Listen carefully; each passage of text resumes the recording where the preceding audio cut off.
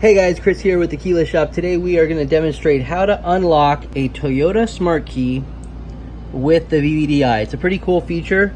So this is actually the Toyota Smart Key FCC ending in ACX. It doesn't work for all of them, but it works for the ACX. So what I've done is I've actually taken the circuit board out. So you see this is the ACX with the ENG letters.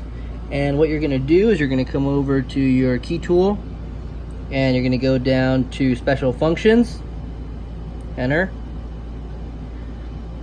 Okay, and there it is, unlock Toyota Smart Key, enter.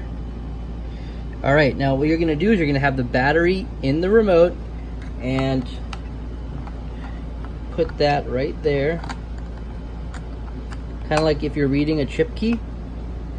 Press OK, unlock, OK. There you go, that's it. Now what you want to do as well, and because I'm doing this video by myself I need another hand here, is you really want to look at the little light and you want to make sure that LED light flashes. That way you know it's actually worked and it's unlocked. So let's see if it flashes. Unlock. No, it didn't flash. See, what you have to do is you actually have to have it right at the right spot for it to unlock, and then it'll work.